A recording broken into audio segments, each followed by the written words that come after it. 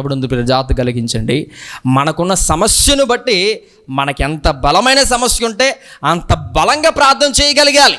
మనకెంత బలహీనత ఉందో అంతే బలముగా దేవుని సన్నిధిలో మనం గోజాడాలి.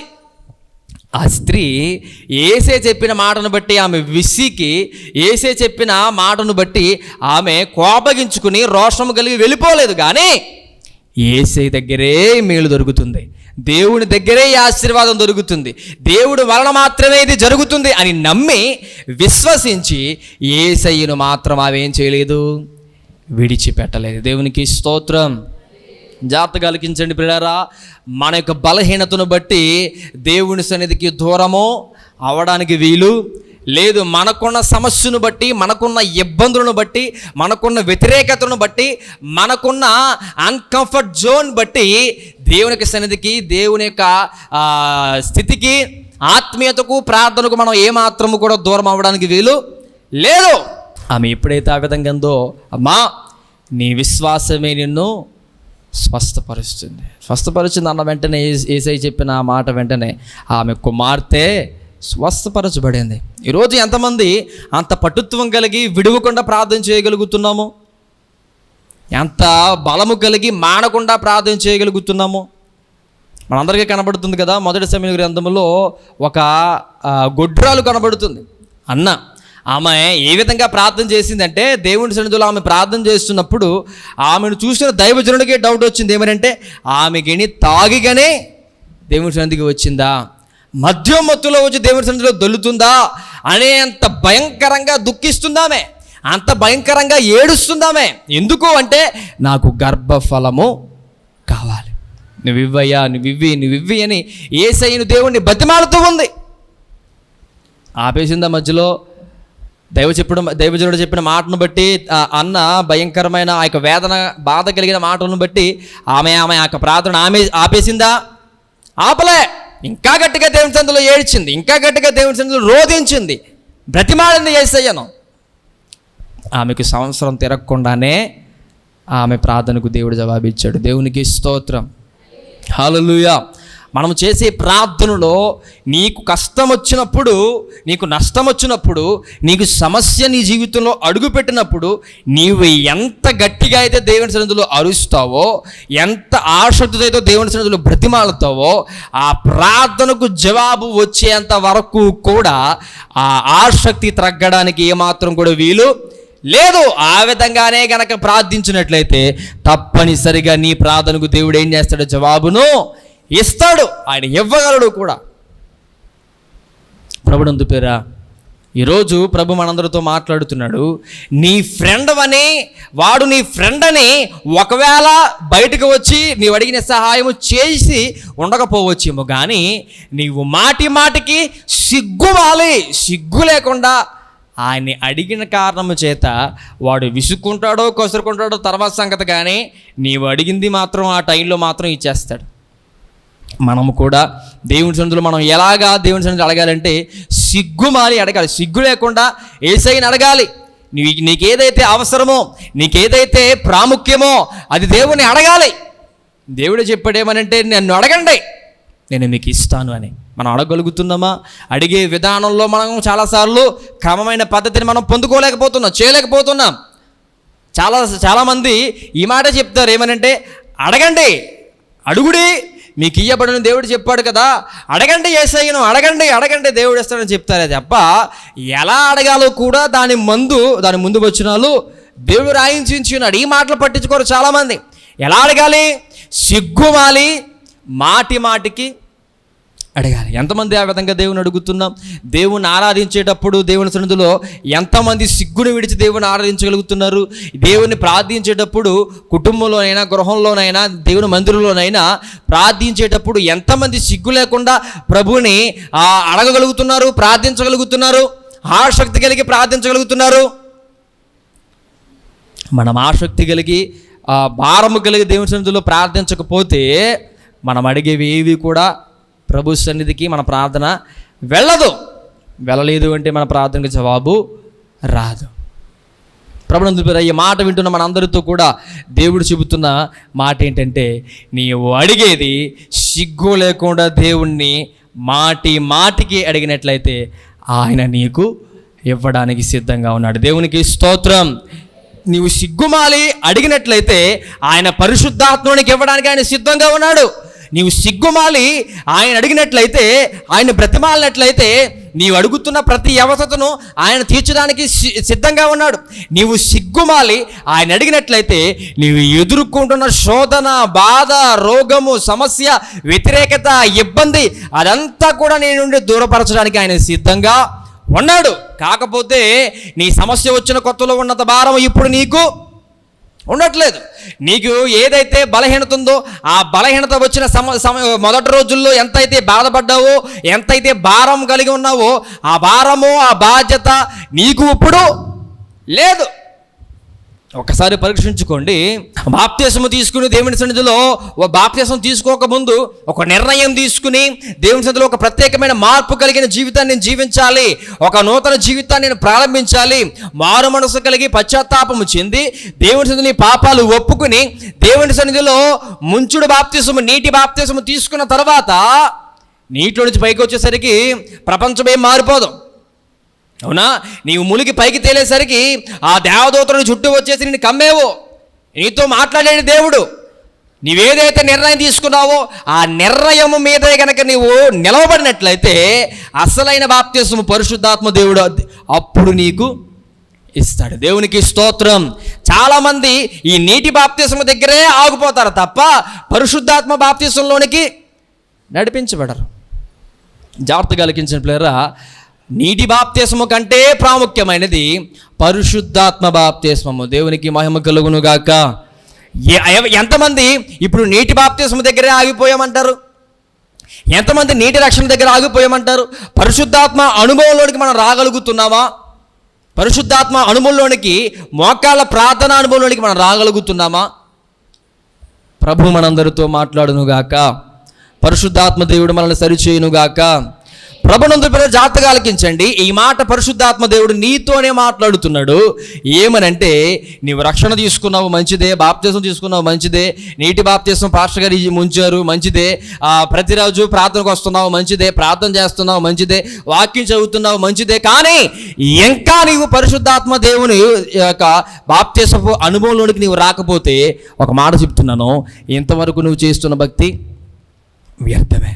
జాగ్రత్తగా ఆలకించండి. బాప్తిస్మం ఇచ్చిన యోహాను కూడా చెప్తాడు ఏమనంటే, నేనిచ్చే రక్షణ కాదు నిజమైన రక్షణ, నా వెనకాల వచ్చేవాడు ఏం చేస్తాడు? పరిశుద్ధాత్మలో అగ్నిలోని ఆయన బాప్తిస్మం ఇస్తాడు. దేవునికి స్తోత్రం. ప్రభునందు పిల్లలు జాగ్రత్తగా ఆలకించండి. మన యొక్క రక్షణ కేవలం నీటికి మాత్రమే పరిమితం అయిపోవడానికి వీలు లేదు. మనం విజయం సాధించాలంటే ప్రార్థనతోనే సాధ్యం. అవునా? మన జీవితంలో ఎదుర్కొన్న ప్రతి సమస్యలను కూడా వాటి మీద విజయం సాధించాలంటే, వాటిని జయించాలి అంటే ప్రార్థన వలనే అది మనకి సాధ్యపడుతుంది. ఆ ప్రార్థన ఏ విధంగా ఉండాలంటే, సిగ్గుమాలి మాటి మాటికి అడగాలి.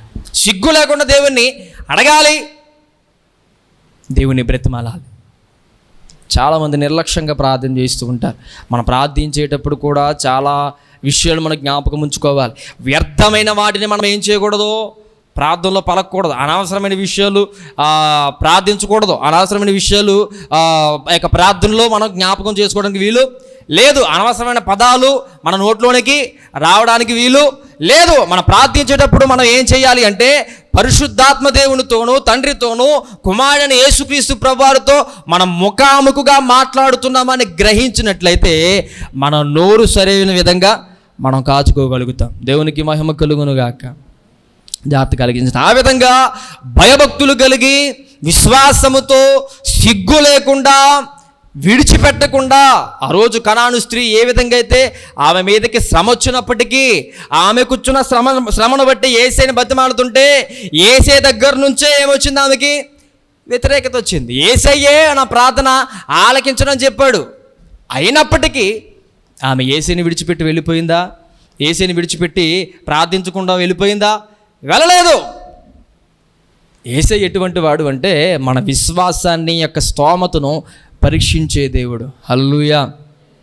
మన విశ్వాసం, మనకు స్తోమత దేవునిలో ఎంత ఉందో ఆయన గ్రహించడానికి చేసే పరీక్ష అది.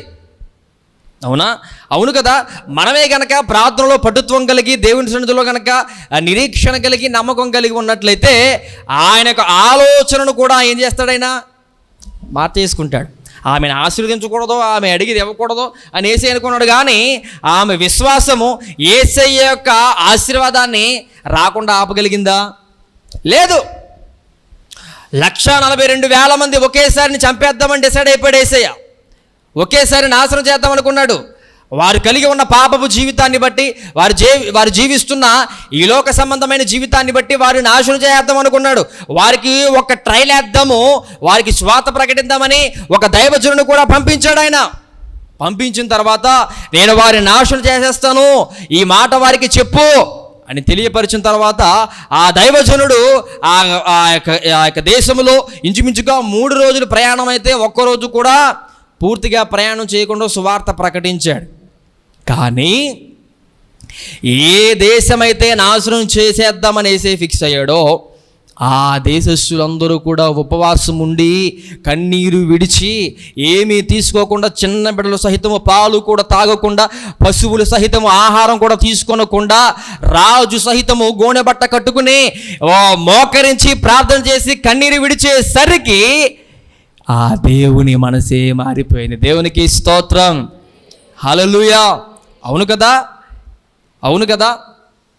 ఆ దేశం కోసమే దేవుడు ఏం చెప్పాడంటే చాలా కోపోద్రేకుడై ఆ దేశాన్ని నాశనం చేసేయాలి, ఆ ప్రాంతాన్ని నాశనం చేసేయాలి, నినివే దేశాన్ని నాశనం చేసేయాలి అనేసి డిసైడ్ అయిపోయాడు. దేవుడు ఫిక్స్ అయిపోయాడు. కానీ ఏ దేశస్తుల మీద అయితే ఎంత కోపం కలిగి ఉన్నాడో ఆ దేశస్తులు ఒక్కసారి కన్నీరు విడిచి ప్రార్థన చేసేసరికి ఆయన నిర్ణయాన్నే మార్చేసుకున్నాడు. అంత ప్రేమించే దేవుడు మన దేవుడు. హల్లెలూయా. జాగ్రత్తగా ఆలకించండి ప్రియరా. మనం చేసే ప్రార్థించే విధానంలోనే మన ఆశీర్వాదము కూడా ఉంచబడి ఉంది. ప్రభునందు ప్రియరా, ఈ మాట మనం గ్రహించగలగాలి, ఈ మాట మనం నేర్చుకోగలగాలి. కనాను స్త్రీ పట్టు విడవక ఏ విధంగా అయితే ప్రార్థన చేసిందో మనము కూడా ఆ విధంగా దేవుని సన్నిధిలో మనం ప్రార్థించుట నేర్చుకోవాలి. ఈవెన్ మనం ప్రార్థించేటప్పుడు కూడా ప్రార్థనకు ఆటంకంగా అనేకమైన ఆటంకాలు సాతాను పెట్టవచ్చు, అపవాదిగాడు పెట్టవచ్చు.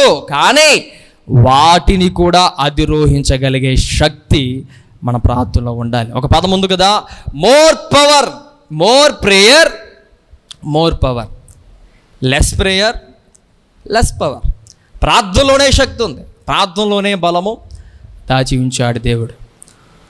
మనం అడిగేది ఎవరిని అంటే నీకోసము నా కోసము ప్రాణం అర్పించిన యేసయ్యను, నీకోసం ఏదైనా చేయడానికి తెగించే దేవుణ్ణి, నీకోసము ఏదైనా ఆలోచించకుండా అడుగు పెట్టేయగలిగిన ధైర్యం కలిగిన దేవుణ్ణి మనం అడుగుతున్నాం. ఆయనే చెప్పాడు, యేసయ్య చెప్పాడు ఏమనంటే, నన్ను అడగండి నేను మీకు ఇస్తాను, మీరు అడిగిన ప్రతిదీ నేను నీకు ఇస్తాను. కళ్ళు మూసుకొని ప్రార్థన చేద్దాం. వాక్యమైన దేవుడు మనందరితో హృదయాల్లో వేసిన విత్తనములను అవన్నీ కూడా ప్రభు సన్నిధిలో ఆయనకు మహిమకరంగా ఫలించినట్లుగా చిన్ని ప్రార్థన చేద్దాం. మహాపరిశుద్ధుడా, మహోన్నతుడా, మీ ఘనమైన శ్రేష్ఠ నామానికి స్తోత్రాలు వందనాలు చెల్లిస్తున్నామయ్యా. మీకు ఉచితమైన కృపను బట్టి, ప్రేమను బట్టి తండ్రి, ఇటు రీతిగా నీకు సన్నిధిలో తండ్రి నీకు శ్రేష్టమైన మాటలను ప్రభ ధ్యానించడానికి మీరు సహాయం చేశారు. అవును తండ్రి, నన్ను అడగండి నేను మీకు ఇస్తాను అని ప్రభా మీరు తెలియపరిచారు. అంత మాత్రమే కాకుండా ఎలా అడగాలో అనేది కూడా మాకు నేర్పించారు. అవును తండ్రి, మానక సిగ్గు విడిచి మాటికి నేను అడిగినట్లయితే మీరు ఇస్తారని తెలియపరిచారు కదా. పట్టు విడవకుండా కనాను స్త్రీ ఏ విధంగా అయితే నీ సన్నిధిలో ప్రార్థించిందో, నిన్ను బ్రతిమాలిందో, నిన్ను అడిగిందో ఆ విధంగా అడిగే పట్టుదలను ప్రభా మా అందరికీ అనుగ్రహించమని సన్నిధిలో ప్రార్థిస్తున్నాను తండ్రి. వారి యొక్క ప్రార్థన మీరు చూస్తూ ఉన్నారు, మీరు వింటూ ఉన్నారు ప్రభా. ఎవరెవరైతే ప్రభా కన్నీరు విడుస్తూ నీ సన్నిధిలో గోజాడుతూ ఉన్నారో వారి కన్నీటిని బొట్టును ప్రభా మీరు కొలుస్తూ ఉన్నారు యేసయ్య తండ్రి. ఆ కన్నీటి బొట్టును ప్రభ మీరు కొలుస్తూ ఉన్నారు, మీరు చూస్తూ ఉన్నారు. ఆ కన్నీటి బొట్టు ఏమాత్రము కూడా ప్రభ వృధా అవడానికి వీల్లేదు యేసయ్య తండ్రి. ప్రతి ఒక్కరి ప్రార్థన మనవును ప్రభా నీ సన్నిధానికి నడిపించుకుని వాటికి జవాబుని దయచేయండి ప్రభా. బలహీనులను ప్రభా యేసు నామములో ముట్టండి. స్వస్థపరచండి ప్రభా. అనేకమైన సమస్యలతో ప్రభా, ఇబ్బందులతో ప్రభా సతమతం అవుతున్నారు ప్రభా. దయచేసి నీ కృపను వారి మీద ఉంచండి. వాడి నుండి ప్రభా వారిని విడిపించండి ప్రభా. నీ దయను వారి మీద ఉంచండి ప్రభా. నీ కనికరమును ప్రభా వారి మీద ఉంచండి తండ్రి. అనేకమైన శోధనలతోనూ భారములతోనూ ప్రభా నీ సన్నిధిలో కనిపెడుతూ ప్రార్థిస్తున్నారు ప్రభా. నిరీక్షణ కోల్పోకుండా నీ మీదే భాగం పెట్టి ప్రభా, ఎవరెవరైతే ప్రభా నీ సన్నిధిలో సిగ్గు విడిచి మాటి మాటికి పట్టుదల కలిగి ప్రార్థిస్తున్నారు, వారి ప్రార్థన మనను ప్రభా దయచేసి నీ యొక్క సన్నిధానానికి చేర్చుకుని ప్రార్థన ప్రతిఫలం దయచేయమని ప్రభా నీ సన్నిధిలో ప్రార్థిస్తున్నాను తండ్రి. మాటలు ఉన్న ప్రతి ఒక్క హృదయంలో ప్రభా నీ యొక్క మాటలను ప్రభా ఫలింప చేయండి తండ్రి. ఆశీర్వదించండి, అభివృద్ధి పరచండి ప్రభా. కృపను దయచేయమని తండ్రి ప్రార్థనలు ఎక్కువయిస్తున్న ప్రతి ఒక్కరిపై నీ కృప, నీ సన్నిధి, కాపుదల, కనికరమును ప్రభా మెండుగా ఉంచి నడిపిస్తారని యేసు పరిశుద్ధ నామములో ప్రార్థించి మిక్కిలి వినయంతో బ్రతిమాలి వేడుకొనిచున్నాము తండ్రి. ఆమేన్. మన తండ్రి అయిన దేవుని ప్రేమయు, కుమారుడైన యేసుక్రీస్తు వారి యొక్క మహాకృపయు, పరిశుద్ధాత్మునిక అన్యోన్య సహవాసము సన్నిధి కూడిన మనందరికీ ప్రార్థించిన ప్రార్థన మనవులకు, సంఘానికి, ఈ గ్రామానికి, మన హృదయంలో విత్తబడిన వాక్యమైన శ్రేష్టమైన విత్తనములకు సదాకాలము తోడయుండి ఆశీర్వదించి అభివృద్ధిపరచునుగాక. ఆమేన్. యేసు రక్తమే జయం, ప్రభేసు రక్తమే జయం, ప్రభేసు నామమునకు సంపూర్ణ విజయం, అపవాద క్రియలకు అనంత నాశనం కలుగునుగాక. ఆమేన్, ఆమేన్, ఆమేన్. అందరికీ వందనాలు.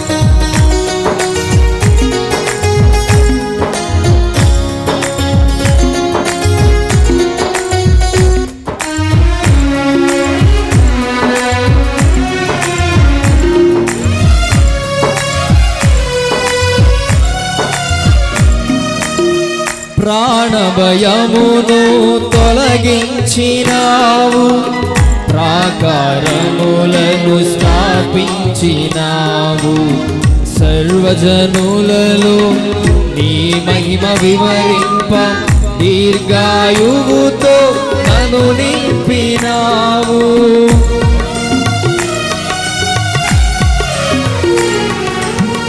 ప్రాణభయమును తొలగించినావు, ప్రాకారములను స్థాపించినావు, సర్వజనులలో నీ మహిమ వివరింప దీర్ఘాయువుతో నన్ను నింపినావు.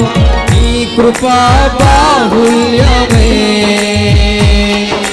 వీడని అనుబంధమై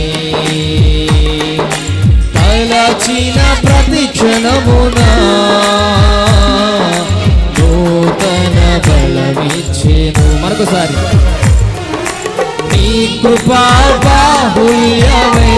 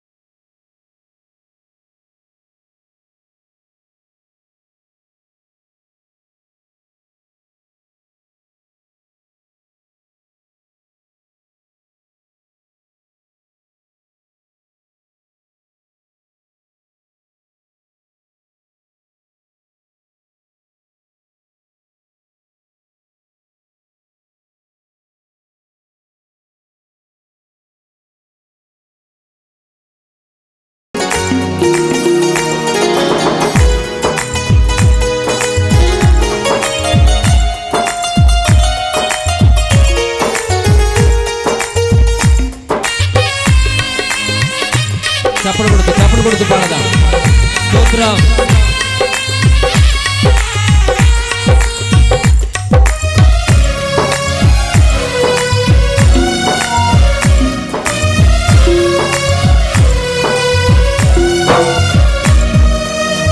నాపై ఉదయించే నీ మహిమ కిరణాలు కనుమరుగాయేను నా దుఃఖ దినములు కృపలను పొంది నీ కాడి మోయుటకు లోకములో నుండి ఏర్పరచినావు.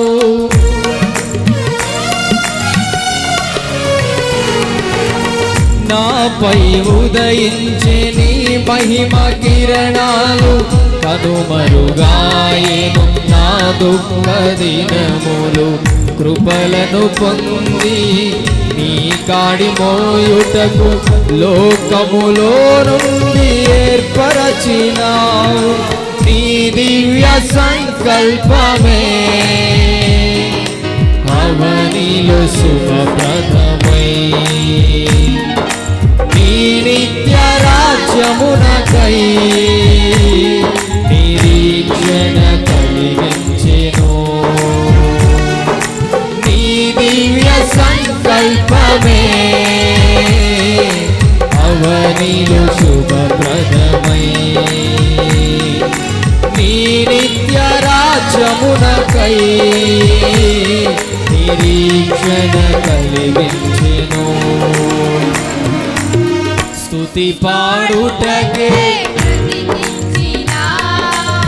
జీవనదాతవు నీవేనయ్యా ఇన్నాళ్ళుగా నన్ను పోషించిన తల్లివై నన్ను నీ ప్రేమ నాపై ఎన్నడు మారదు యేసయ్యా నీ ప్రేమ నాపై ఎన్నడు మారదు యేసయ్యా జీవిత కాలమంతా ఆధారం నీవేనయ్యా నా జీవిత కాలమంతా ఆరాధించి ఘనపరతును.